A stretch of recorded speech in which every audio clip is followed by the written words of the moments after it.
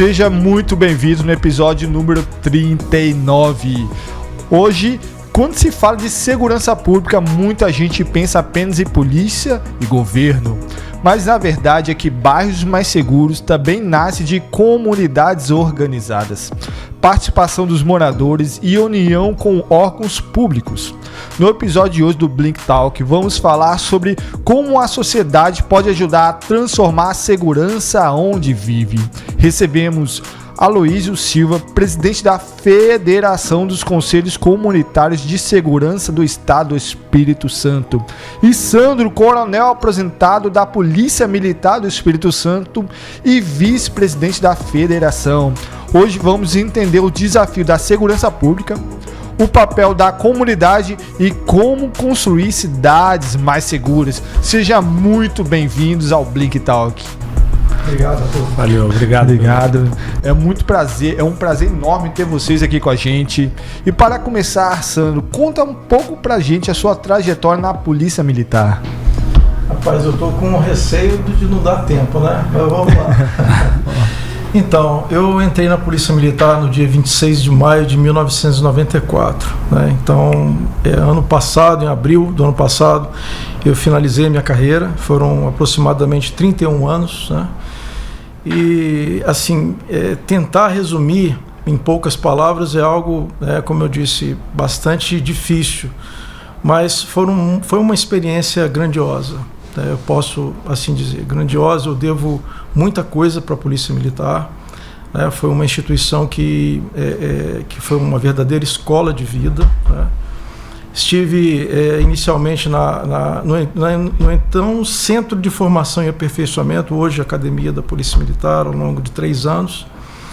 E dali eu já parti para o 1º Batalhão, na capital de Vitória, onde eu permaneci por mais de uma década trabalhando ali. Então, região de Santo Antônio, região do extremo sul da capital, onde eu tive o meu primeiro chefe, na época, foi o então Capitão Miranda, hoje coronel aposentado e também, né, Aloísio, pertencente aí à nossa federação. Então, a gente está junto aí com pessoas assim muito bacanas e que a gente está procurando agregar valor, né?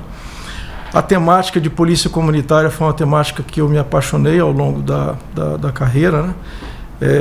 O ano que eu entrei, em 1994, foi o ano que explodiu a polícia interativa no Espírito Santo, né? A década de 90 foi marcada através desse grande fenômeno que o Espírito Santo ele experimentou, pelo então capitão Júlio César Costa, também hoje coronel aposentado da Polícia Militar, e podemos até assim dizer que houve uma polícia militar antes dele e uma polícia militar após, né, esse advento da polícia interativa, capitaneada por ele e por uma grande equipe que depois veio à tona, né, dentro desse processo de transformação institucional, que na verdade nós tínhamos aí 6 anos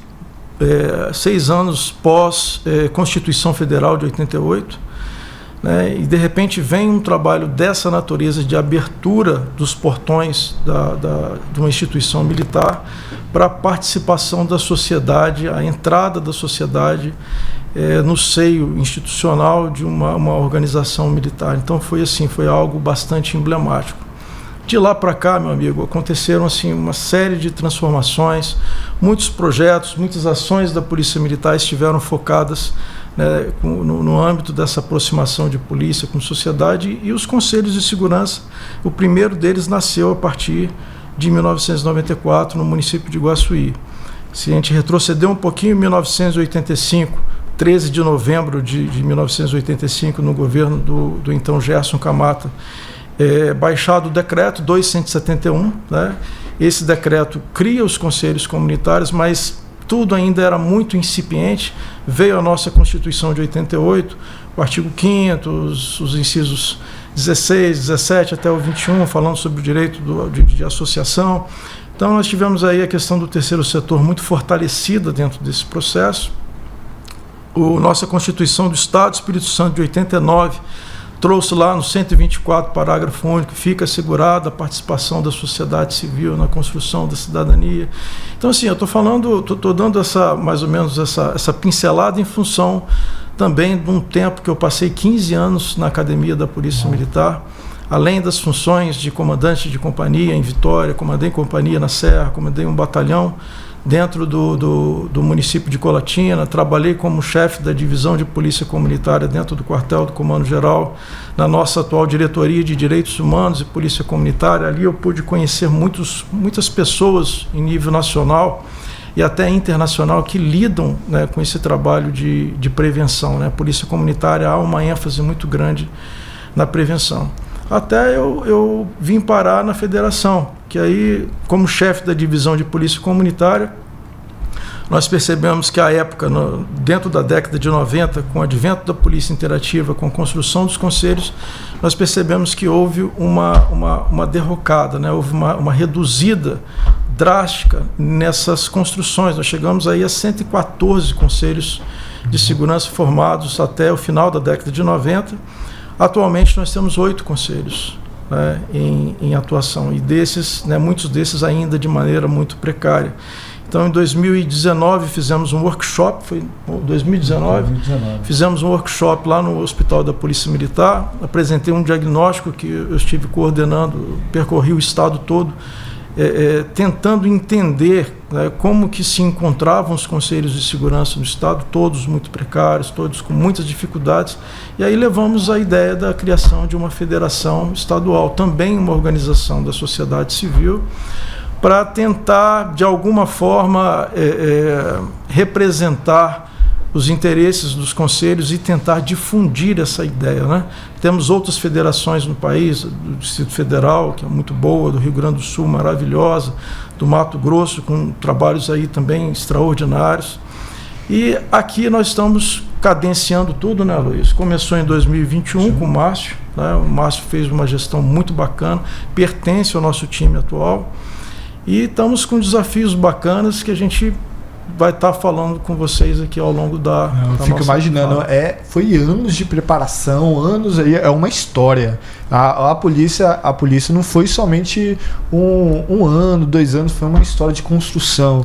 Eu fico imaginando aquelas histórias de empenho, aquela história que, se eu falasse para você, qual foi ali o tema que mais sobressaiu na tua história da Polícia Militar? Eu creio que você deve falar vários pontos, a gente vai chegar lá nesse ponto. Calma aí, vamos falar. Aloísio, fala um pouquinho da sua história, o que te motivou a entrar no trabalho comunitário?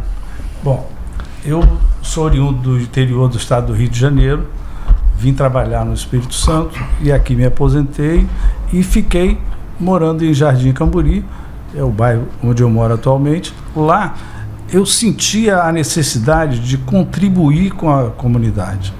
Eu achava que eu ficar ali olhando os problemas de fora, olhando as oportunidades de trabalhar para termos um bairro melhor, uma comunidade mais tranquila para a gente morar, eu ficava olhando e não via uma oportunidade. Até que essa oportunidade um dia surgiu, né?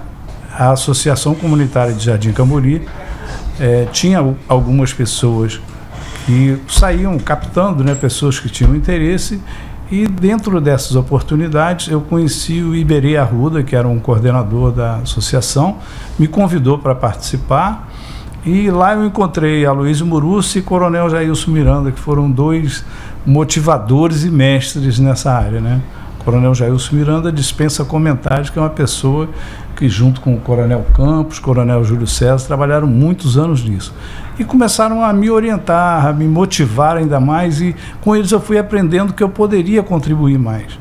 Então assumi a pasta de segurança na Associação Comunitária de Jardim Camburi, e ali eu fui trabalhando, e Coronel Miranda viu a oportunidade da gente colocar em prática o que constava dentro do planejamento estratégico da Associação Comunitária de Jardim Camburi, a criação do Conselho Comunitário de Segurança de Jardim Camburi. E ali a gente juntou, criou, e ele está atuando hoje, inclusive ainda faço parte do conselho, estou lá como vice-presidente, e a gente foi trabalhando ali e conhecemos então a Federação dos Conselhos, que foi na ocasião que ela foi reativada.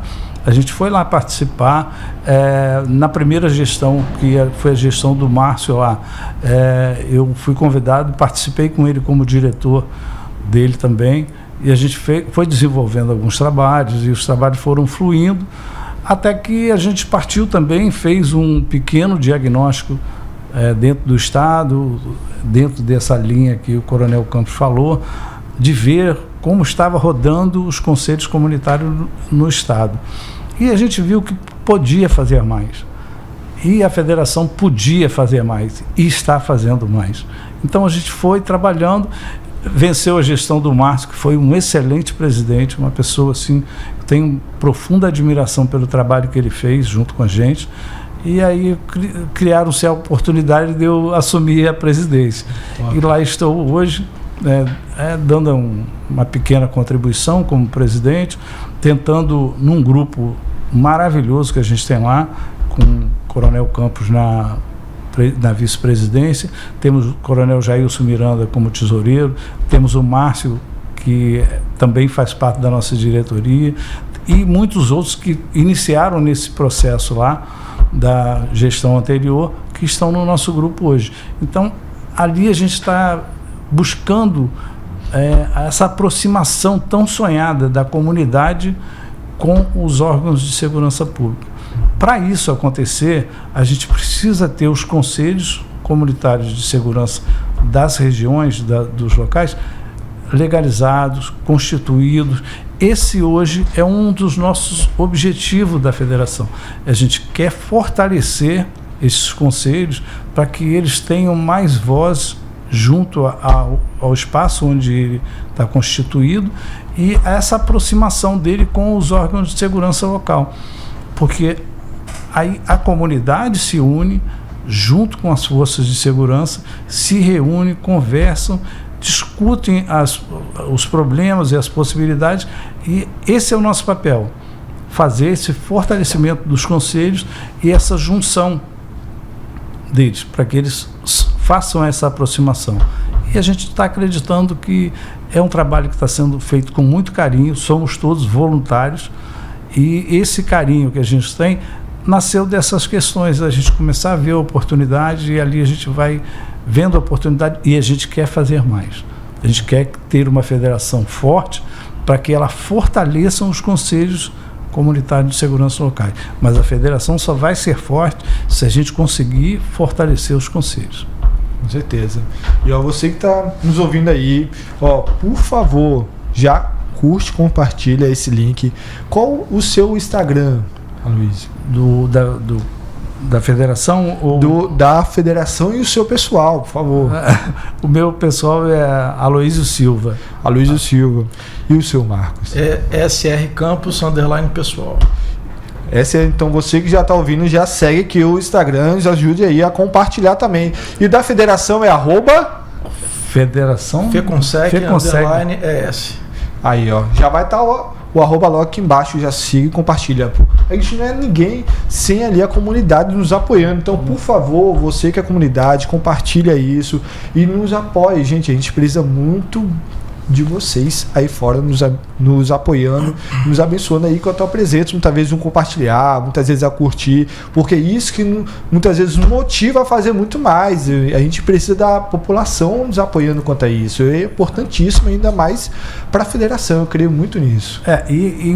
Inclusive dentro do nosso Instagram a gente tem feito publicações muito interessantes.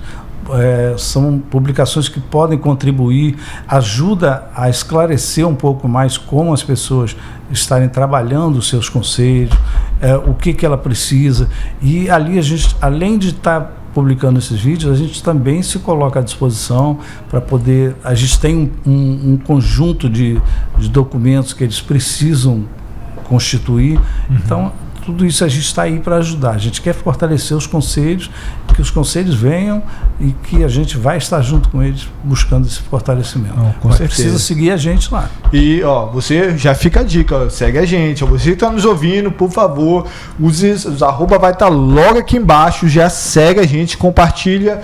E que você, não estou na dúvida, segue, que quando você vê o nosso conteúdo, nossos feeds, nossos vídeos, você vai querer seguir e compartilhar cada vez mais. Isso é a realidade. E muita gente fala de segurança pública, muita gente tem dúvida, às vezes pensa que é só polícia e está tudo certo, mas Fala pra gente o que é que a população entende de errado sobre isso. Tudo bem? Pode ficar à vontade. Então, realmente segurança não é só polícia, né? Segurança vai muito mais além do que a questão de polícia. Acaba-se tendo uma visão de que segurança pública é só polícia por conta até dos noticiários, né? Por conta das imagens, dos vídeos em que você tem ali os materiais apreendidos, a droga, a arma, os indivíduos detidos, os veículos recuperados, as blitz de trânsito. Todas essas tarefas policiais são extremamente importantes. Ponto. Isso é importante. Agora, um trabalho preventivo é um trabalho que é fundamental. Quando nós falamos em polícia comunitária, que aí nós temos diversos autores que trazem muitos conceitos, David Bailey, Jerome Skolnick. Um conceito que é bastante difundido é por Robert Trojanovic e Simone Buckerowicz, quando eles falam que a polícia comunitária é uma filosofia e uma estratégia organizacional. Filosofia porque é um mindset, é uma outra forma de pensar, é um modelo mental sobre o qual a polícia ela começa, dentro do seu trabalho preventivo e repreensivo, colocar uma tônica muito mais forte na prevenção, né? Principalmente aquele momento em que o crime ainda não aconteceu. Programas como o programa Patrulha Maria da Penha, programa do ProERD, a Maria da Penha tanto orbita quanto no momento em que o crime não aconteceu, como também depois do crime acontecido, porque eles monitoram as mulheres vítimas de violência doméstica, fazendo as visitas a essas mulheres, né? E também monitorando o cumprimento das medidas protetivas de urgência. Nossa diretoria, que nós tivemos lá por quase uma década, né, um dos braços que nós também trabalhávamos era a coordenação estadual da Patrulha Maria da Penha em todo o estado.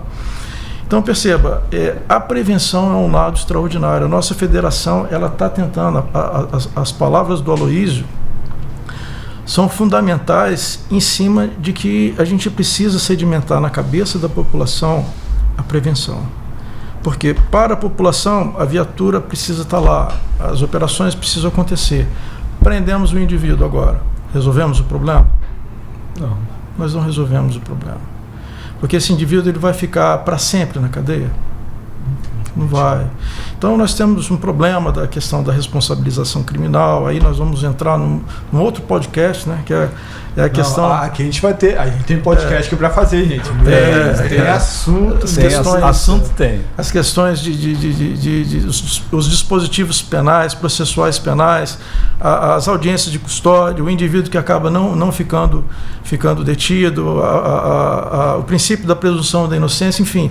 Nós temos todos esses fatores que colidem na cabeça do policial, que muitas vezes se vê prendendo o mesmo indivíduo várias vezes, né? Então, e os danos colaterais decorrentes, né, para o profissional de segurança pública, eles são severíssimos. Então, o que é melhor fazer? A gente tentar trabalhar com a prevenção ou com a repressão? Muito melhor a prevenção, educando a população.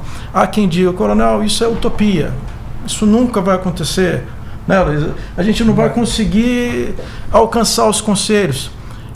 Eu queria assim externar a minha gratidão a Deus por estar junto com a Aloísio, uma pessoa, né, com bagagem, uma pessoa madura. A gente tem, né, trabalhado muito junto, quase que várias vezes por dia a gente está se falando, e a gente tem essa, muito bacana, essa sinergia. A gente consegue fazer um contato onde a gente consegue ser resolutivo nas nossas questões.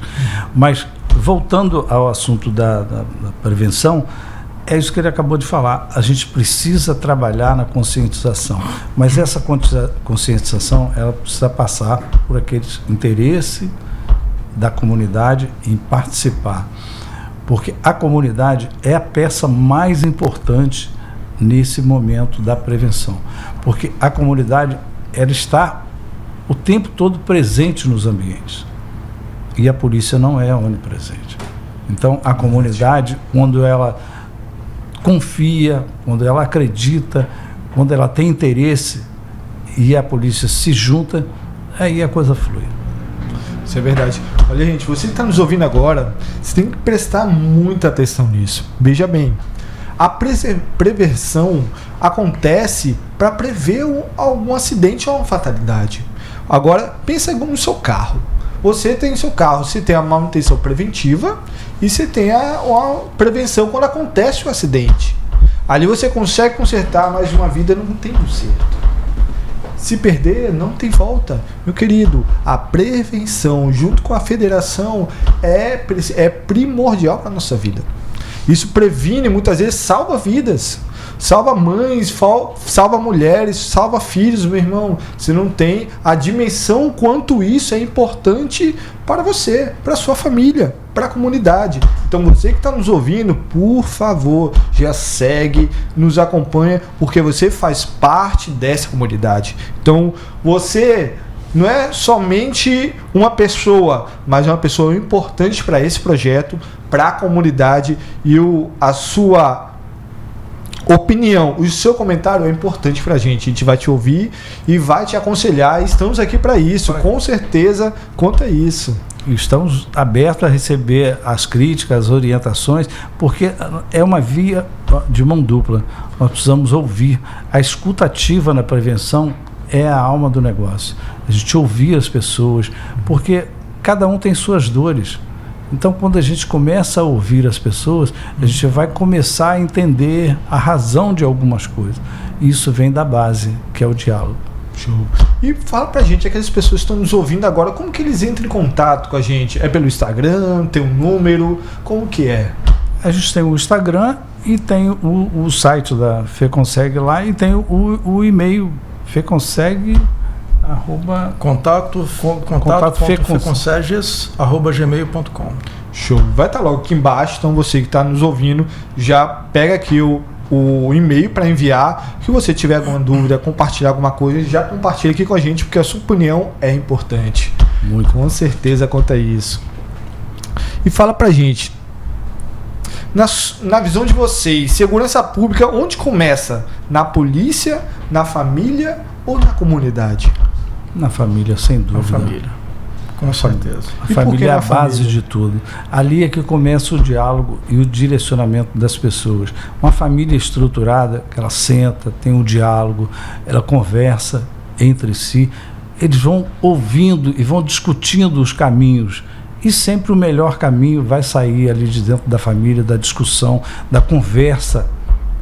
É muito importante essa orientação na base da família. Porque a família é a base de tudo. A família é a base de tudo. Realmente, eu lembro que o pai chegava pra gente e falava, filho, não faz aquela coisa não, porque vai dar ruim. Eu falava, no ano que o fulano não, eu lembro até hoje, tinha um amigo, né? Eu tinha um colega da escola, falou, não tá começando a trazer droga pra escola. Aí eu falava com o pai falou, faça do menino, que aquele velho ditado, que com pouco farelo come. Aí a gente era vizinho de 2 ruas assim, laterais. Aí a gente falou, faça dele. A gente começou a sair, ele chamava a gente falou, não, vou não.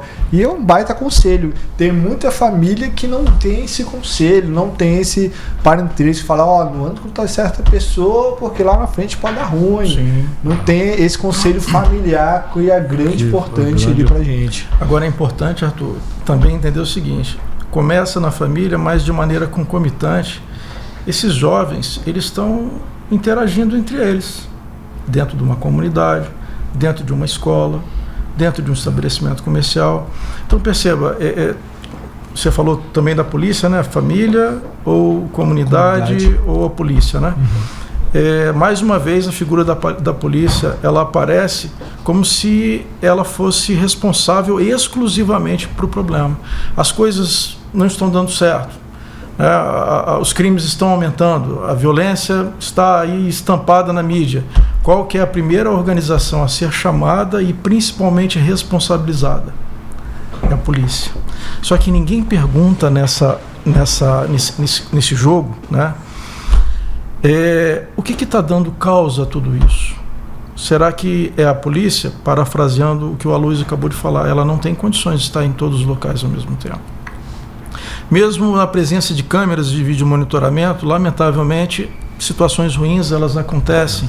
E aí a polícia é acionada numa situação que ela já aconteceu. Mas por que aconteceu? Até onde a família estava dentro desse processo? Até onde os amigos, as pessoas, a gente chama isso de controle social informal. A gente sempre conversa no seguinte sentido: os projetos da federação são projetos de curto prazo? Não. Eu tive a oportunidade de ter ido ao Japão em 2010, na nossa especialização em segurança pública, no curso de aperfeiçoamento de oficiais. Na verdade, não fazia parte do curso, mas eu me inscrevi nessa possibilidade de ir para o Japão. Fui lá e o que eu percebi? Um povo extremamente preocupado pela ordem, sabe, com relação ao cumprimento de regras, limpeza, a paz. Então, isso fundamenta uma sociedade inteira para poder repensar as suas atitudes, né? Uma outra coisa, há um programa, por exemplo, hoje na Áustria, chamado Gemeinschaftssicher, ou seja, Juntos Seguros. Então, a polícia, em nível nacional, ela está incumbida de orientar e educar uma população inteira. Olha que bacana, você está levando para a população comportamentos seguros, condutas seguras, escolhas melhores. Qual que vai ser o resultado disso? Uma sociedade desenvolvida. Por isso que, retomando a minha fala anterior, coronel, isso é utopia. Utopia, se a gente for ver aqui e agora. 1874 foi o primeiro posto policial criado no Japão, que se chama Koban. Tive a oportunidade de visitar vários lá. Os Suzaishos são postos policiais em áreas rurais, onde o policial mora com a família e atende as pessoas. Chega a ser surreal aqui no Brasil. Né? Então você perceba, 1874 o primeiro Koban. Em 2010, quando eu estive lá, já haviam 15 mil Kobans espalhados em todo o país. Então a receita de bolo é a seguinte: coronel, será que daria certo em outros países? Daria. Porque mesmo nós temos países diferentes, com diferentes estruturas sociais, econômicas, a receita de bolo é que eles continuaram aquilo que começaram. Então, o que a gente percebe no país? Nós tivemos mais de 20 planos nacionais de segurança pública. Nós tivemos vários programas que se descontinuaram, as UPPs, o programa UPP, a despeito de todo e qualquer tipo de crítica que possa se fazer, foi um dos programas, sabe, mais emblemáticos que o Brasil teve, no sentido da territorialização do policiamento, ou seja, a alocação de uma estrutura fixa local e o patrulhamento a pé do bom dia, do boa tarde, do boa noite, das visitas tranquilizadoras a estabelecimentos comerciais, a residência. Você ganha, Aloysio, um rol muito forte de cidadãos que vão conhecer os policiais, e os policiais vão passar também a conhecer os cidadãos de uma maneira muito próxima, né? Esse é o chamado policiamento comunitário, essa aproximação latente da polícia com os cidadãos, e aí todo esse processo educacional diário ele vai se montando, né? Então, assim, o trabalho da prevenção a gente abraça com unhas e dentes. Abracei durante a minha carreira toda. Trabalhei na repressão qualificada, já estourei muita boca de fumo, já prendi muita gente nos morros aqui de Vitória. Tivemos aí essas experiências juntamente com o nosso efetivo. Todos eles já estão aposentados hoje. A gente se encontra hoje com ares nostálgicos, lembrando de muitas coisas. Eu fico imaginando, deve ter algumas peças, né, aí que eu falei, meu Deus, lembra aquela... Sim. Tem história. Então a gente orbita nos dois lados, né? Tanto na prevenção quanto na repressão. Se me perguntar o que é melhor, infinitamente melhor a gente trabalhar com prevenção.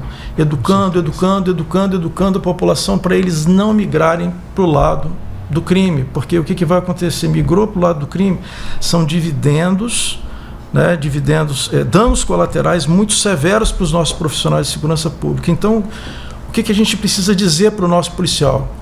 Ele é um educador social. Essa é a grande verdade. Ele precisa respeitar o cidadão. Ele precisa abordar o cidadão com educação, né? É óbvio que entre o policial e o indivíduo que está numa situação de confrontamento, vai ter que prevalecer o policial. Ponto. Ponto, né? É uma questão legal, uma questão estatal. Agora, o nosso discurso principal e prioritário é o discurso da prevenção. O policial, ele é um educador social e a gente não pode abrir mão, em hipótese nenhuma, dessa prerrogativa, né? Com certeza, não pode nem tirar o poder sobre isso. Claro. Tem que ser.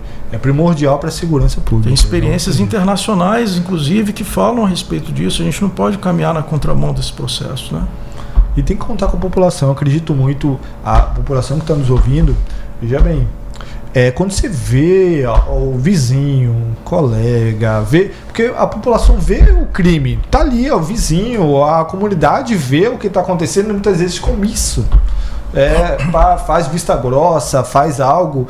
E, olha bem, um bairro que tem criminalidade, é um bairro que está fadado ali a ser um bairro menosprezado, a desvalorizado, a um bairro que vai ter menos lojas abrindo, vai ter menos empresas abrindo.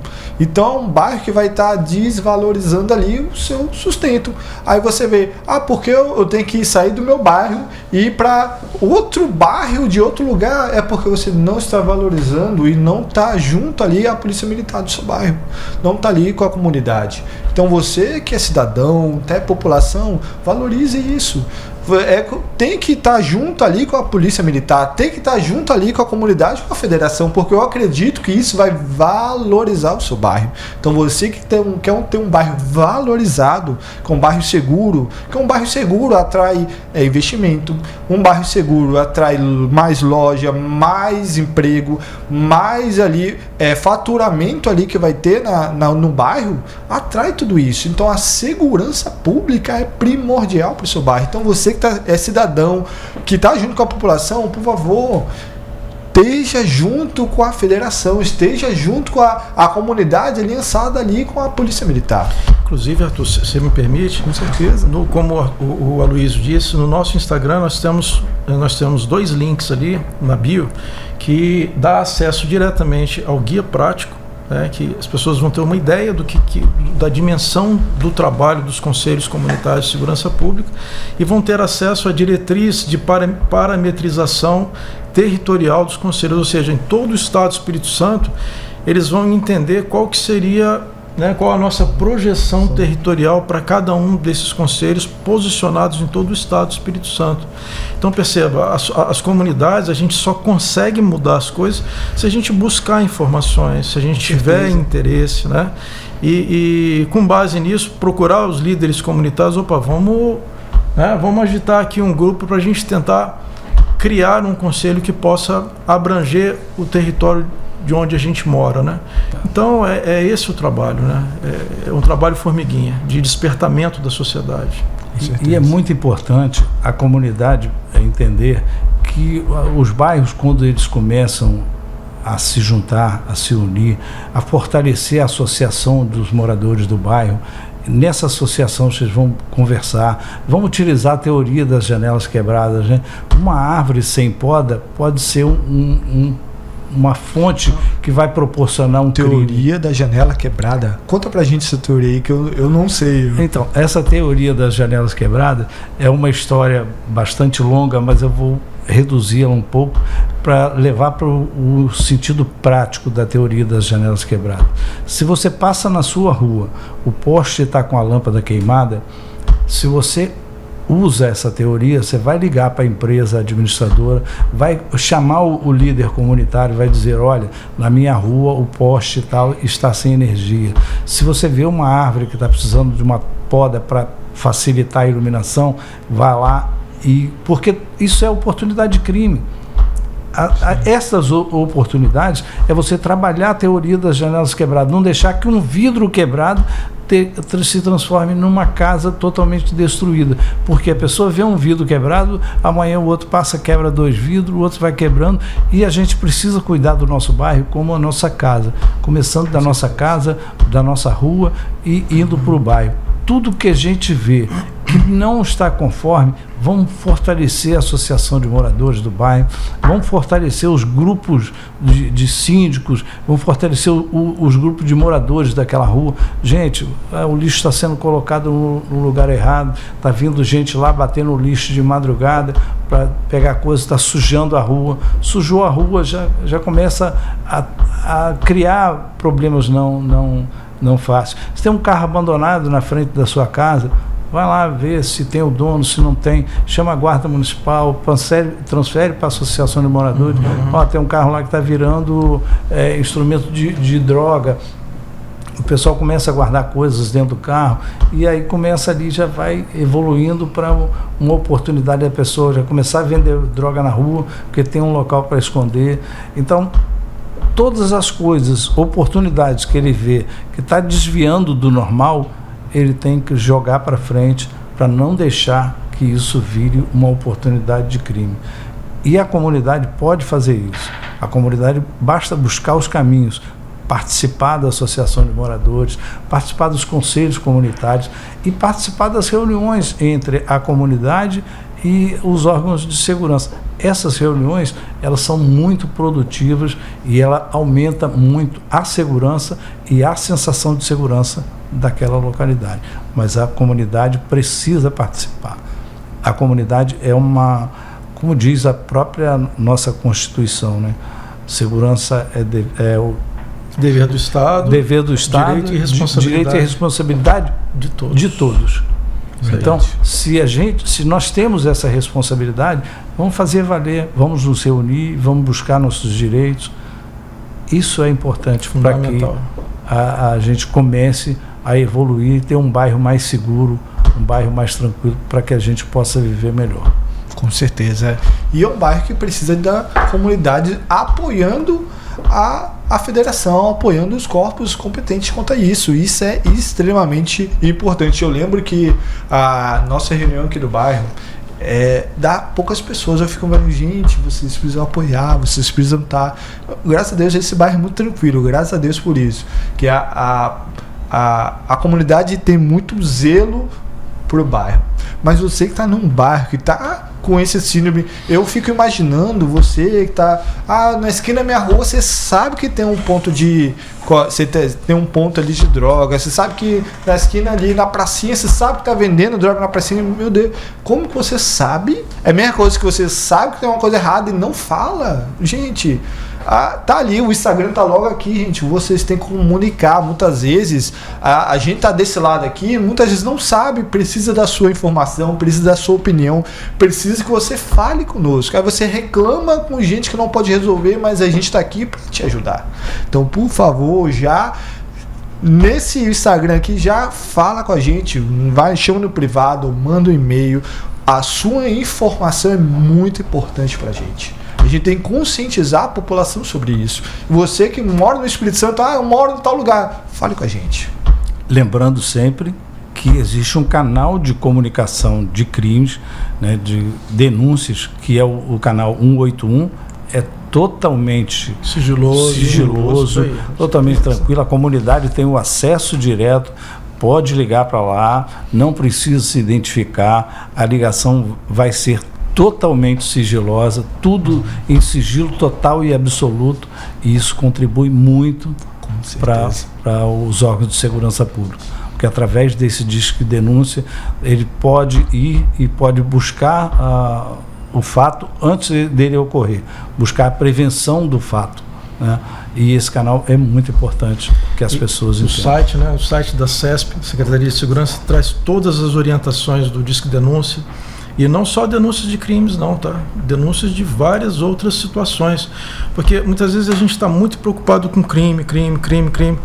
Veja bem, quando nós falamos em ordem pública, aproveitando a teoria das janelas quebradas, que foi lá de 1983. Rapaz, teoria antiga, pelo George Killing, né, norte-americano. Que criou essa teoria, veio dos Estados Unidos. Aí você imagina. Teve um outro camarada, Felson, se eu não me engano, acho que Marcos Felson, em 1965, ele fala do triângulo do crime. Para o crime acontecer, ele precisa de 3 componentes. Ele precisa do autor, e hoje nós temos um foco muito ferrenho no autor. Mas os outros 2 lados parece que ficam meio que à deriva, né? Nós temos a vítima e nós temos o ambiente. Quando nós falamos em ordem pública, a ordem pública ela tem muito a ver com tudo isso, porque ela é composta por outros 3 elementos: segurança pública, tranquilidade pública e salubridade pública. Então você percebe que a gente está saindo, né, de uma ótica criminosa para uma visão muito mais ampla. Quando ele fala de arbusto sem poda, iluminação precária, imóveis abandonados. É o outro lado do triângulo, que é o ambiente, que a gente precisa cuidar de todo esse ambiente, porque se não cuidar, vão ser fatores que vão propiciar a incidência dos delitos. A vítima são pessoas de idade, são pessoas que estão ostentando relógio, posses. A pessoa está no ponto de ônibus, às vezes 10 horas da noite sentada e está ali de repente mexendo no celular. Mas coronel, essa é uma responsabilidade do Estado. Mas percebam, a gente precisa ter a empatia necessária e suficiente da gente entender o seguinte: o poder público, ele tem limitações. A gente muitas vezes quer delegar ao poder público uma competência divina.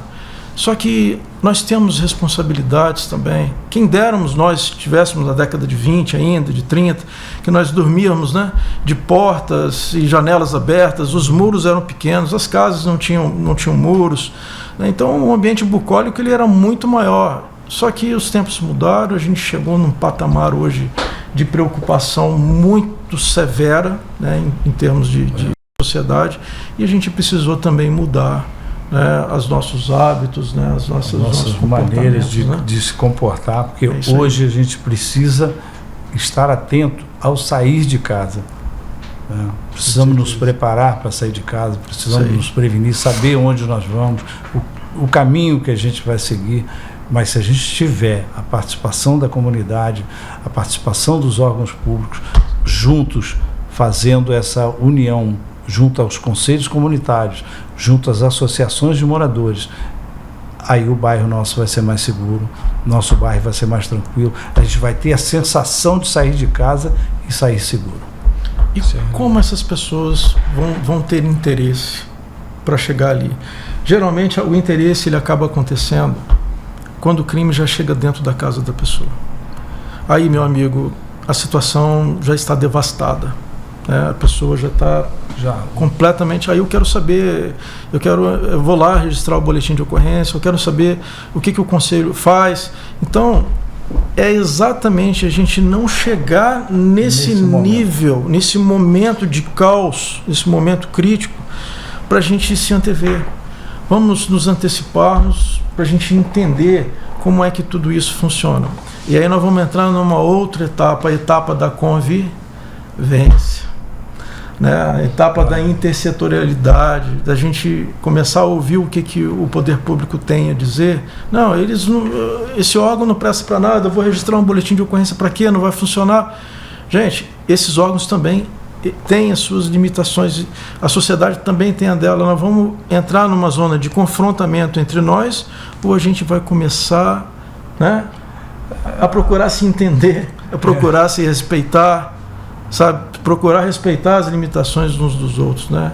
É um desafio muito grande. Quando essa relação ela é mais próxima, tudo fica mais fácil. Tudo tende a melhorar. Quando a comunidade está próxima dos órgãos de segurança, das associações de moradores, dos conselhos de bairro, tudo flui mais fácil, porque você sabe aonde ir, você sabe onde buscar as suas fraquezas lá, quem vai te ajudar, aonde você vai registrar um boletim de ocorrência, como é que é feito.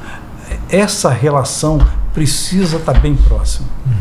Você acha que é esse o motivo que faz alguns bairros ser mais seguros, alguns bairros ser mais organizados do que outros? Sim. Essa relação que a comunidade está ali mais perto ali dos órgãos.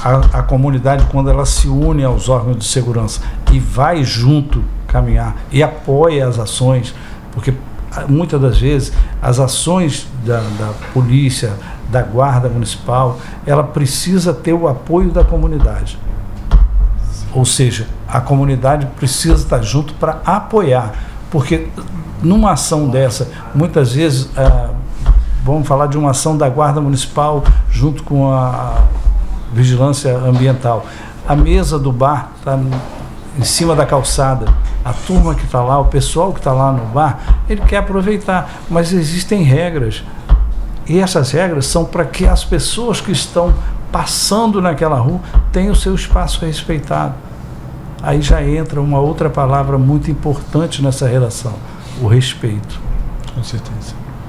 Não há direito absoluto, né? Não há direito absoluto. Os direitos eles vão se relativizando e como respeitar, sabe, esse ambiente tão difuso. É desafiador. Imagina. É desafiador, isso envolve comunicação não violenta, isso envolve mediação de conflito. O que você propôs, né, no seu questionamento é comunidades organizadas e comunidades que não estão organizadas. Porque aqui em comunidades organizadas nós temos uma segurança maior do que em comunidades que não estão organizadas. Exatamente a fala do Aloysio. Dentro de comunidades organizadas nós temos acessos aos serviços do poder público, não só a polícia. Né? Como é que eu faço para acionar a vigilância sanitária? Como é que eu faço para poder gerar um boletim de ocorrência online ou na Polícia Civil? Como é que eu faço para acionar o Corpo de Bombeiro? Então, demanda de A a Z, nós temos aí as instituições que são necessárias. Então, todos esses caminhos, dentro de uma comunidade organizada, as coisas se facilitam e você tende a manter uma certa tranquilidade, uma certa harmonia. Dentro de uma comunidade que não está organizada, talvez em função de uma presença muito, muito pesada de tráfico de drogas, nas comunidades conflagradas, realmente é um ambiente muito hostil. E a polícia ela acaba tendo que agir nesses ambientes com uma intensificação maior em termos de repressão qualificada.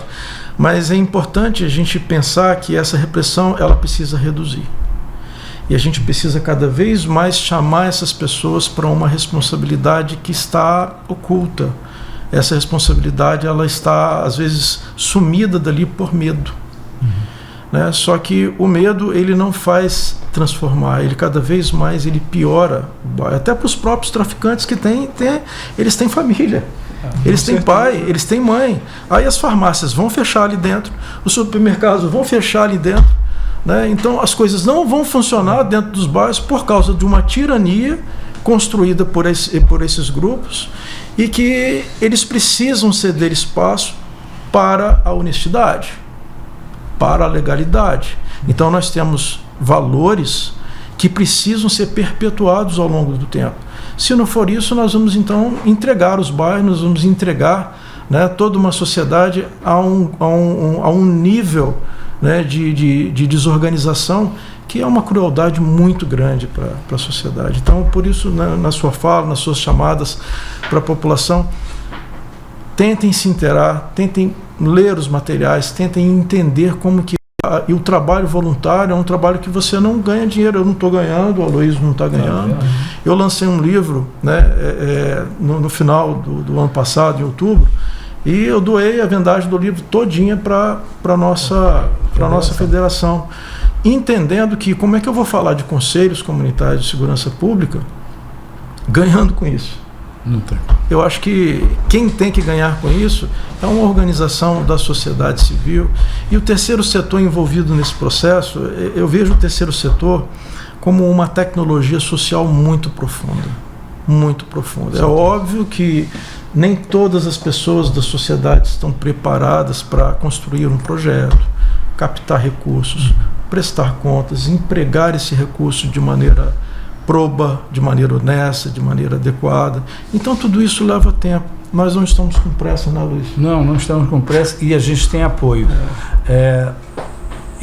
Grandes empresas da iniciativa privada hoje já estão oferecendo para as lideranças comunitárias, oferecendo para os conselhos, para as associações, capacitações para eles montarem projeto, para se candidatarem a apresentar o projeto para aquela empresa e ela financiar, ela patrocinar aquele projeto.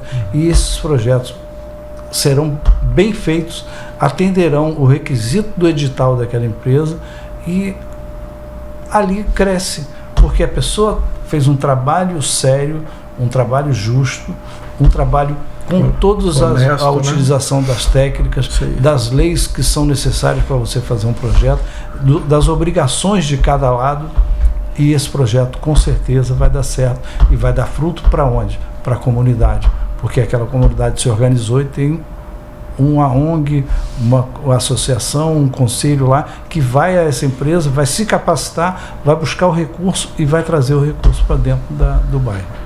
certeza. E a população tem que conscientizar isso. Com certeza, tá junto ali com os órgãos competentes. Realmente precisa ser feito. E qual é o maior erro que os moradores cometem e que acaba piorando a segurança do próprio bairro? Olha a pergunta. Essa pergunta é muito interessante. É isso. Então, a comunidade tanto constrói quanto também pode destruir. As famosas fake news, os alardes desnecessários, isso gera uma sensação de insegurança.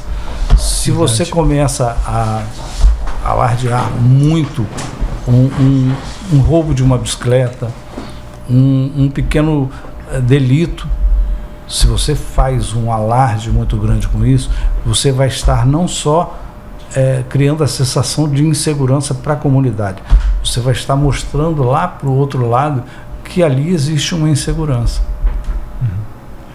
Esse é um grande erro na minha visão. Por exemplo, a gente muitas vezes observa na mídia a divulgação de vídeos com muitos indivíduos ostentando arma de fogo. Eu particularmente o discordo, porque quem são esses indivíduos? Quantas passagens ele já teve? Eles já tiveram? Sabe? Que tipo de responsabilização criminal eles sofreram? Então, a gente começa a navegar dentro dessa linha da questão do alardeamento. A gente alardeia uma comunidade inteira, a gente desespera as pessoas e a gente não entra no nível de detalhamento, de compreensão daquele problema. A gente cria uma imagem de destruição daquele bairro, daquele município inteiro, leva para as pessoas a seguinte mensagem: onde é que está a polícia? Gente, realmente, pelo amor de Deus, vamos pensar, Vamos pensar, a gente diminui tudo, a gente transforma um sanduíche para a gente responsabilizar uma instituição. Será que é por aí? Sabe? Muitas vezes aqueles indivíduos, você prende alguém por porte legal de arma de fogo, a pena está entre 0 a 4 anos de prisão. O cara pode ser solto. Os processos anteriores dele não foram julgados, então até então ele não é considerado reincidente.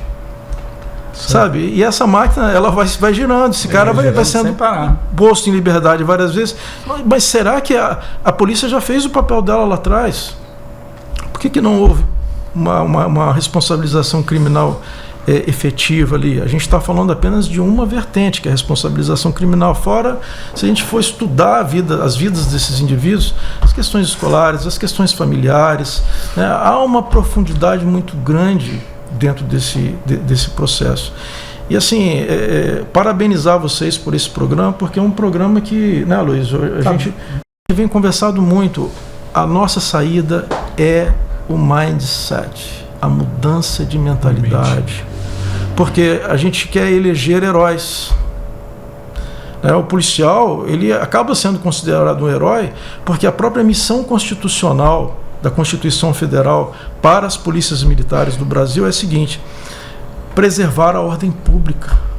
O que é preservar a ordem pública? É preservar a segurança pública, a salubridade pública e a tranquilidade pública. Sejam deuses onipresentes.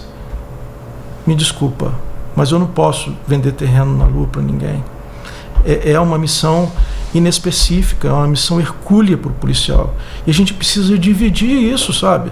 Se nós temos vários setores no poder público, as palavras que ainda são muito acadêmicas, a intersetorialidade, a interdisciplinaridade, mas são caminhos que não têm volta. A gente precisa sentar à mesa com várias pessoas, várias instituições com cores de camisas diferentes, para a gente entender o seguinte: o que está em cima da mesa, o que está em jogo é a nossa sobrevivência. Ou a gente se entende, ou a gente se respeita, ou então a nossa vida vai ser curta. Vai partir para poder gladiar. Exatamente. Isso é a realidade. Você fala de herói. O herói, até no cinema, filme, isso acontece quando é um vilão. Ou tá numa situação muito precária, onde não tem volta. O herói, a gente vê Batman, a gente vê lá, o Coringa tá lá, cara, o herói só existe quando o cara tá o mal tá muito grande. Então no seu bairro, pra ter um herói, precisa ali, o cara tá muito ruim. Então aí surgem os heróis, que é muitas vezes aquele policial, muitas vezes aquele bombeiro que vai apagar um incêndio, muitas vezes outro órgão que está lá trabalhando para isso. Então, para ter o herói, precisa ter aquele mal. Mas olha para mim, precisa chegar um incêndio desse tamanho para chamar um bombeiro? Precisa queimar metade de uma floresta para chamar um bombeiro? Naquele pinga de cigarro, né? A gente fala de fogo. Na pinga de cigarro, não é melhor não jogar um cigarro? Não é melhor, muitas vezes, antes de acontecer, não chamar? Você que está vendo que vai acontecer alguma coisa ruim, não é melhor chamar antes? Se policiar, ter a prevenção.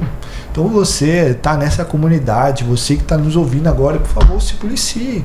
Nos ajude a prevenir. Porque a gente não sabe de tudo, a gente não tem, infelizmente, a gente não sabe de tudo que está acontecendo no mundo.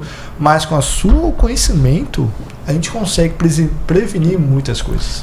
Eu tive muito perto, sabe, Arthur, de muitos policiais das chamadas radio-ocorrências, né? Ou rádio-ostensivos, que são as viaturas que estão atreladas ao 190. Rapaz, a carga que esses profissionais recebem, ela é surreal. É surreal. Ao final de uma temporada, um turno de 12 horas de serviço, né, o cara ele está assim, tá no processo de exaustão, porque ele atende uma ocorrência, já tem outra em andamento para ele atender, terminada ali, vai para lá e encaminha. E tem de tudo que você imaginar. Muitas vezes, qual que é a função do policial? É prender bandido. Engana-se quem pensa isso. Engana-se.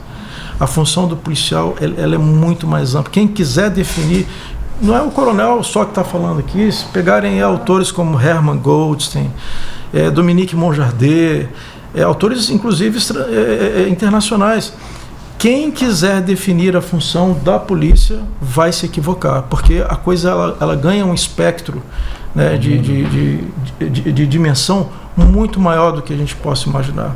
Você tem que chegar no local, você tem que saber quem são as pessoas, procurar mediar conflitos, separar as pessoas que estão em conflito, né? Uma viatura leva uma outra leva, né? Enfim, tem as questões de menores, tem gente de idade. Então, sabe, é um quebra-cabeças que o policial vai precisar montar ali muito sério, porque aquela ocorrência que ele vai gerar é uma peça de um inquérito, é a peça de um auto de prisão em flagrante. Então vão ter responsabilidades para ele também. Muitas vezes no horário de folga ele é chamado para a justiça, né? Então percebe, então quanto mais a gente tentar levar para a população essa mentalidade de prevenção, de mediação de conflito, de comunicação não violenta, de você tentar, né, como você propôs aí, poxa, de que maneira que a população ela pode de repente, como que ela está errando? A partir do momento que, poxa, na minha casa eu estou usando som alto, chega o vizinho, né, para mim e me fala: Sandro, você pode reduzir um pouco? Eu estou com criança pequena dentro de casa, meus pais são de idade, amanhã eu tenho que acordar cedo. Eu estou falando de coisas aqui assim, básicas, triviais, que as pessoas precisam entender. O meu direito termina onde começa o seu, né? Às vezes eu abro mão do meu direito, como na direção defensiva, está vindo um carro de lá, você está aqui na sua mão correto, o cara está ultrapassando equivocadamente. Meu amigo, se o cara não parar, vai morrer todo mundo?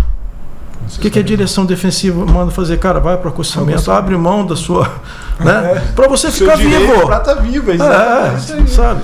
Então a analogia é a mesma. A gente precisa tentar incutir essa mentalidade na população. Não incutir a mentalidade de mais operação, mais prisão, como se isso fosse resolver o problema, e não resolve. Tá? Realmente pode falar. Vamos fazer uma relação de proximidade. Quando a relação de proximidade existe, até a crítica é bem-vinda. Porque ela vai criticar não por criticar, ela vai criticar para melhorar. Então, se a comunidade está próxima, se a comunidade está junto, a comunidade vai criticar e pode criticar e deve criticar. Mas ela precisa saber o momento exato e chegar na política de proximidade, conversar. O diálogo, mais uma vez, vem à tona. Eu acho que muitas vezes a crítica da população vai naquele fragor do momento, eu creio. Que eles vêm aqui, não, fala. Quando fala muito, fala: isso não está resolvendo nada. Pensa com calma, memoriza.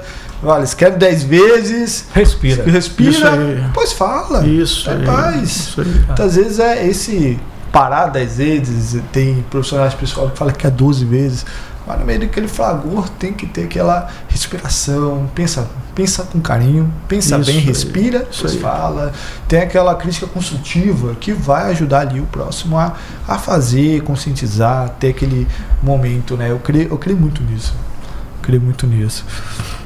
Mas aqui,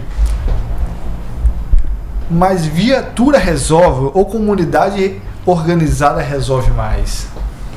Comunidade resolve mais. A viatura a polícia não é onipresente. E a viatura, vamos supor que a gente tem uma viatura para rodar o nosso bairro.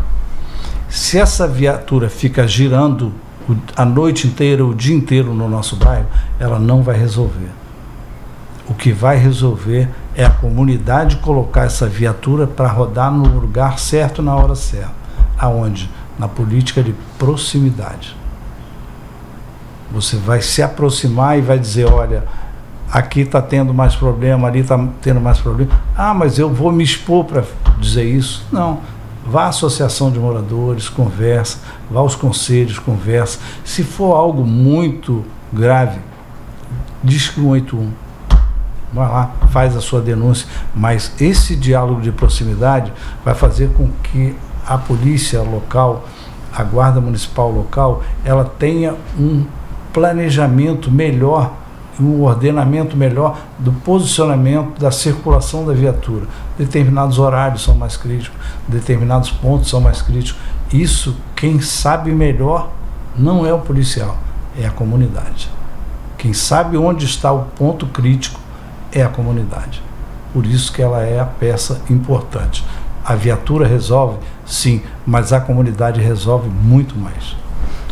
Essa é a minha opinião. A comunidade organizada, ela vai levar para a polícia as informações necessárias, como o Luiz falou. São chamados roteiros de policiamento ou os cartões programas, que na verdade nada mais são do que os locais onde a patrulha ela precisa passar. Entradas e saídas de escolas, por exemplo, você tem uma circulação ali muito grande de pais de alunos, a questão do trânsito que está envolvida. Determinados dias da semana tem algumas igrejas, né, algumas assembleias, alguns cultos religiosos que nós temos aí uma movimentação muito grande de pessoas. Quando a coisa ela incide nós sabemos que 3 casas na rua tal, número tal, a casa de cor. Quanto maior o número de características que a pessoa tiver, se direcione para o 181, que é um local, um canal extraordinariamente adequado para que essas denúncias aconteçam. Nos conselhos, o que a gente sempre sugere? Não fazer esse tipo de denúncia ostensiva, porque as reuniões estão ali, muitas vezes o conselho, como vocês fizeram, né? Uma reunião aberta, e a pessoa vai denunciar que existe boca de fumo em tal lugar. Não. O mais adequado é que se aconteça com canais adequados para que tudo isso seja direcionado, né, para os setores competentes. Aí você vai construir uma operação, você vai trabalhar de maneira mais cirúrgica a partir dos detalhes que a própria comunidade passou ali no canal. Isso é fundamental. Dentro dos conselhos também existem valores importantíssimos que precisam ser pautados. Por exemplo, isenção político-partidária, né, Luiz? Isso é ponto-chave. Esse é um assunto delicadíssimo. Eu tive à frente de um diagnóstico nacional, conversei com todos os estados do país. Em 2021 nós publicamos um relatório, né, entendendo os conselhos de segurança pública em nível nacional. E assim, eu recebi muitas informações nesse sentido. Politicagem, utilização de conselho como trampolim político-partidário, utilização de conselho para autopromoção. Vejam bem, se for para começar o trabalho do conselho dessa forma, é melhor não começar, porque você destrói o trabalho, você desvirtua o trabalho. Eu acho que o objetivo maior da gente ou nós somos realmente voluntários e estamos comprometidos em levar para a população esse mindset, essa forma diferente da gente pensar, da gente canalizar as demandas, os problemas para as instituições competentes do poder público, ou se a gente for utilizar isso para benefício próprio, então se afasta daquele espaço, né, e vai fazer de uma maneira engraçada. Que em Santo Antônio, quando nós tínhamos um conselho lá, eu me lembro que um líder comunitário, a gente estava lá na reunião, né? Aí um vereador chegou e falou, começou a desvirtuar a pauta, né? E começou a falar muitas coisas para benefício próprio, né? Falando que está fazendo isso, está fazendo aquilo, tá? Aí um líder comunitário levanta e chega: senhor vereador, por gentileza, eu gostaria que o senhor se ativesse a pauta, né? A nossa pauta, nós estamos com problemas sérios aqui. Ou o senhor nos dá uma resposta para os nossos pontos de pauta, hoje eu gostaria de convidar o senhor para o senhor se retirar. É algo assim, é algo traumático. Mas veja bem, ou a gente entra numa linha de raciocínio no sentido da gente respeitar realmente as pessoas, respeitar os cidadãos que estão ali, as demandas, né? As pautas que estão ali mapeadas. Poxa, ou senão é melhor realmente a gente não estar naquele local. E isso serve para todos, tá? Não só a política, ela é necessária. Importante dizer, a gente acorda de manhã e vai dormir, e nós somos seres políticos. Nós estamos conversando, nós estamos tratando. Agora que seja boa política. Não usando isso para promover, lógico. Se autopromover, ou se locupletar, ou se beneficiar de alguma forma, né? Só para ilustrar um exemplo, o nosso conselho lá de Jardim Camburi, ele se reúne periodicamente dentro da 12ª Companhia. Lá nós temos várias entidades representativas e políticos. Isso aí. Nós temos os vereadores, não em todas as reuniões, mas em todas as reuniões eles mandam representantes. Quando eles vão à reunião, sentamos todo mundo à mesa, independente do seu partido político, da sua ideologia política. A gente senta ali para discutir o bairro. A gente não senta, não pode falar de política, a gente partidária. A gente conversa tudo, decide tudo, cada um assume a sua responsabilidade na mesa da reunião do conselho e sai dali todo mundo tranquilo e calmo, com respeito. Essa é a boa política. Entendeu? E a gente, além de sentar, os políticos, os vereadores do bairro sentam à mesa, às vezes vem vereador de outro bairro, senta lá, conversa, participa da reunião. Participa a Guarda Municipal, participa os representantes da Prefeitura, de assistente social, o pessoal dos abrigos que fazem a comunicação com as pessoas em situação de rua, que é o pessoal do acolhimento. Vai o pessoal de outras entidades representativas, como a ACAS, que é uma presença também garantida na nossa reunião. Vai a Polícia Penal, vai a Polícia Civil, vai a Guarda Municipal e a Polícia Militar, que é a casa deles, onde a gente faz a reunião. E a gente consegue discutir e conversar os assuntos do bairro de alto nível, sem puxar desvirtuamentos, e sem dar alfinetadas em ninguém. Essas reuniões são conduzidas ou pelo Coronel Miranda ou por mim, e a gente faz uma reunião tranquila e calma, com respeito. Palavra respeito. Legal. E deixa eu te falar, isso aí tem em todos os bairros ou é localizados assim? No nosso caso lá é o Conselho Comunitário de Jardim Camburi, mas ele abrange a 8ª região da cidade de Vitória, que é toda a parte continental da capital.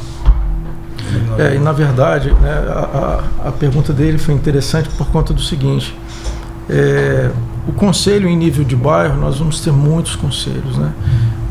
E aí, para as forças policiais estarem acompanhando, fica praticamente impossível deles estarem acompanhando. Nessa diretriz territorial que eu mencionei, tá? É um dos materiais que está no link da bio dentro da nossa federação. Tem ali todo o dimensionamento territorial. Nós projetamos 110 conselhos para o estado.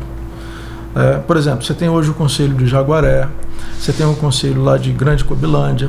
Dentro da região metropolitana, você tem um dimensionamento territorial envolvendo um conjunto de bairros. Dentro do Grande Cobilândia é a região 4 do município de Vila Velha, por exemplo. Linhares, você tem hoje o conselho mais antigo do estado que está em funcionamento, e aí o conselho ele tem uma... Funcionamento ininterrupto. 30 anos, né? 30 anos. E fez 30 anos esse ano. E Linhares está crescendo de uma maneira exorbitante. Tá. E o conselho também. Tá. Um conselho tem muito forte. Tem que acompanhar. Muito forte, muito organizado. As reuniões deles são lotadas, é muita gente. É um case. É um case de sucesso. Entendeu? E por falar em case, uma das ações da nossa federação hoje, nós tivemos reunidos ontem na Secretaria de Segurança Pública do Estado lá. E com a gerente de integração comunitária, que é a capitã Andressa, né? E nós discutimos ali, juntamente com uma representante da ESESP, que é a Escola de Serviço Público do Espírito Santo, e também com o Instituto João de Santos Neves.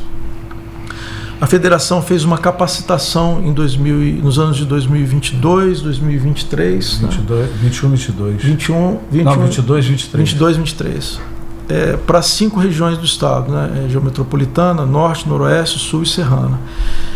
A logística da gente ir para lá, né, ela envolve uma dificuldade, né, muito grande. Foi extraordinária os momentos, né, as mobilizações.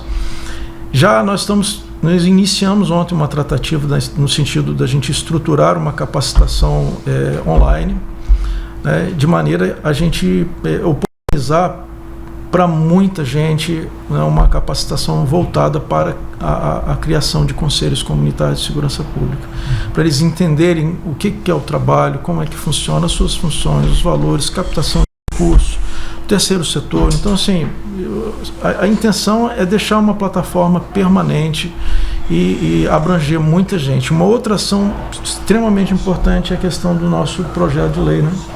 O projeto de lei de utilidade pública da...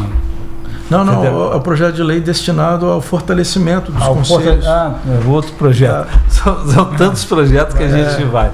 Mas só para... comecei a falar sobre o projeto de utilidade pública. A gente está em andamento na Assembleia Legislativa um projeto de lei que institucionaliza a Federação dos Conselhos Comunitários de Segurança do Estado do Espírito Santo como utilidade pública. O nosso Conselho de Jardim Camburi, assim como outros conselhos como o Concel, já tem a designação da Prefeitura como instituição de utilidade pública. Mas o da Federação está em andamento na Assembleia, está faltando pouquinhos passos para a gente receber esse decreto-lei aí, caracterizando. Graças a Deus. E do outro projeto, você falou? Do outro projeto. O outro projeto de lei, nós já encaminhamos para a Secretaria de Segurança, estamos aguardando o secretário.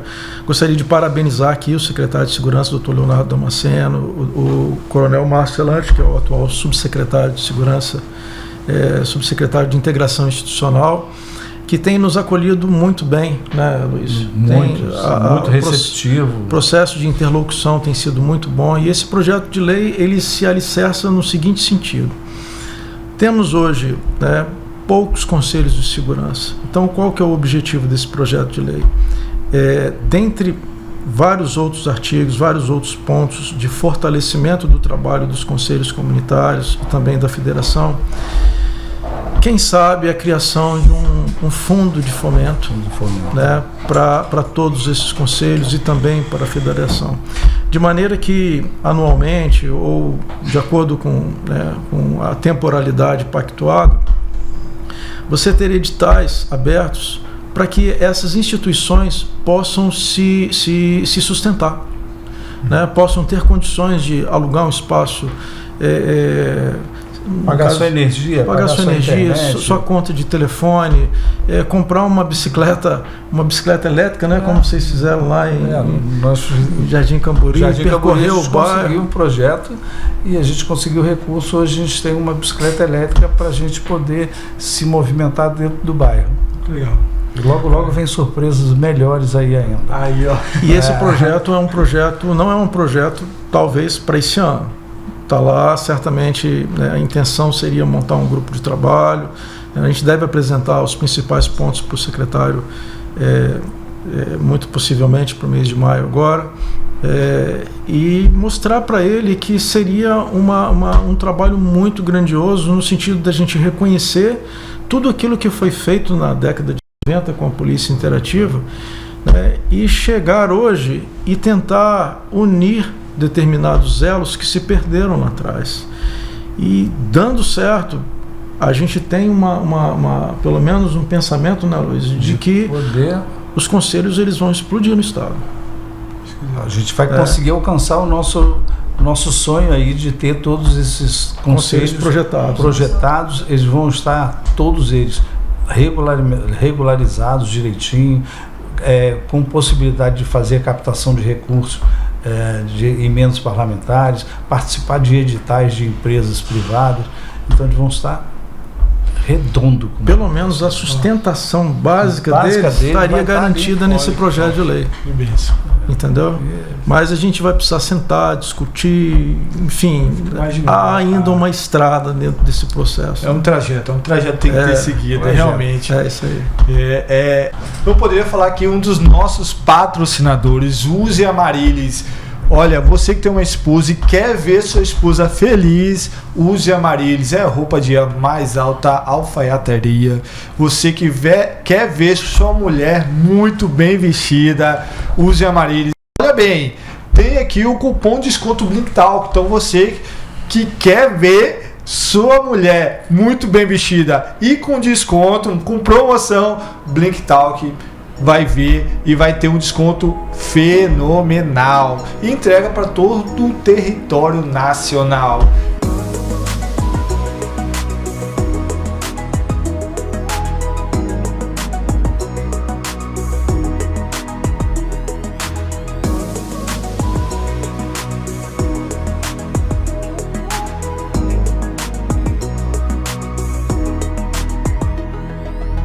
Nosso outro patrocinador, Blink Logística Inteligente. Você que quer entrega eficiente, busque Blink Logística Inteligente. O papo foi riquíssimo.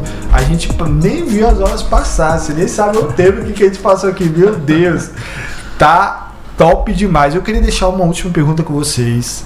Olha bem, se você tivesse poder total por 30 dias, o que você mudaria primeiro na segurança pública do Espírito Santo? A mudança de mentalidade. Mudança de mentalidade. A gente, um poder de 30 dias, você sabe que é cruel, né? É um período de tempo assim, muito pequeno para a gente mudar, né, uma complexidade, um cenário complexo tão grande. Mas a gente vem conversando muito, né, Luiz, sobre essa mudança de mentalidade, da gente fazer uma imersão das instituições do poder público, da própria sociedade, criar campanhas massivas no sentido de mudança comportamental, porque não adianta a gente querer soluções ou mudanças fazendo a mesma coisa o tempo todo, não adianta. E essa imersão é praticamente utópica, né? Muitas vezes é classificado assim porque isso envolve um processo de amadurecimento das instituições, né, e da sociedade que leva tempo. Né? Projetos de longo prazo hoje no mundo, onde que daqui você paga contas, daqui você acessa uma biblioteca da Índia, aqui você consegue resolver muitas coisas com um toque de dedo, só que o mundo não é num toque de dedos. Você planta uma semente hoje, amanhã a árvore, né, de 10 metros, ela não nasceu. Verdade. Sabe? Então nós nos virtualizamos demais e de repente naqueles vídeos nós estamos vendo que tudo foi solucionado. Aquele vídeo da arma apreendida, da droga apreendida, dos indivíduos detidos. Não que isso não seja necessário, é importante, ponto. A gente não demoniza de maneira nenhuma a figura da repressão qualificada. Mas a proposta que a gente traz aqui é uma proposta realmente da gente repensar tudo isso aí e saber o que a sociedade realmente ela quer, tanto para o tempo presente e principalmente para o seu tempo futuro, para os seus filhos, netos, bisnetos. A gente tem que pensar para daqui a 10, 50, 100 anos. Mas, coronel, a gente vai estar morto. Mas, gente, projetos de longo prazo é isso aí. Tá? pensando na sobrevivência da sociedade. Mais uma vez a gente volta às falas que nós tivemos. Precisa sentar à mesa, né, Aloysio? Ao redor das instituições e se entender, se respeitar, porque é a sobrevivência da sociedade que está em jogo. Das pessoas. Se eu tivesse esse poder durante 30 dias, eu regaria essa semente que o coronel acabou de falar, que a gente precisaria plantar, que é essa semente da mudança do comportamento das pessoas. É uma sementinha que foi lançada e agora o tempo vai ser bom e eu vou regar essa sementinha nesses 30 dias de poder absoluto. E ela vai dar frutos bons. Com certeza. Eu creio que a mudança de mentalidade é o princípio para a libertação, seja ela na segurança financeira. Tudo isso começa com a mente. Uma mente mudada, transformada, transforma não somente ela, mas toda uma família. Isso aí. Tem mentalidades que pessoas que mudaram a mentalidade transformaram toda uma geração. A gente vê, por que fulano está assim? É porque mudou a mentalidade. Então você está nos vendo hoje, por favor, mude a sua mentalidade. Isso tudo começa pela mente. Então você que entende isso, nutre a sua mente. Tem gente que não lê livro mais. Se não quer ler livro, ouve um podcast, ouve esse podcast, compartilha com seus amigos e olha bem, nutre a sua mente. Isso é primordial, não somente com a segurança pública, mas também a sua mente é onde você quer chegar, tudo depende de você, da sua mente, da sua mentalidade. A sua família quer chegar, depende da sua mente. Isso é primordial para todos nós. Eu queria já agradecer aqui, Coronel Sandro, Aloysio, você estar aqui com a gente. É uma imensa gratidão ter esse tempo de qualidade, você contar histórias, contar um pouquinho que vocês falam. Não é somente isso. Se eu falar um podcast que ia durar horas e horas e horas. Com certeza. Eu já o papo queria aqui é muito bom, aqui, né? o outro podcast, vocês... É um prazer enorme ter vocês aqui com a gente. Já chamar aqui o Diego. O Diego é o fundador do nosso podcast. Ele e a Ana Pacatuba. Sem eles não teria começado isso. É um projeto lindo que nasceu do coração deles. E eu creio que estão com porta aberta para vocês. Ainda mais essa qualidade, essa resiliência que vocês tiveram e têm até então. Eu creio que o podcast está com porta aberta para vocês. A gente pode marcar outros, até falar mais, planear mais sobre esses temas, e é importantíssimo. Eu creio que não falta tema. Não, falta não. A gente falou um pouquinho daqui que acontece, gente, olha bem. Você quer acompanhar mais sobre isso, olha, o Instagram deles está logo aqui embaixo, procura lá, já manda o direct, fala bem assim, vim pelo Blick Talk. Então você que está nos vendo aqui, já pega o link, entra lá no Instagram deles, que eles vão te responder e vai ser uma qualidade muito boa da sua informação e o conhecimento deles que vão entregar para você, gente, é importantíssimo. E a gente vai ficando por aqui. Eu quero ver você seguindo a gente, compartilha esse vídeo, curte, e eu espero você no nosso próximo episódio. Até mais!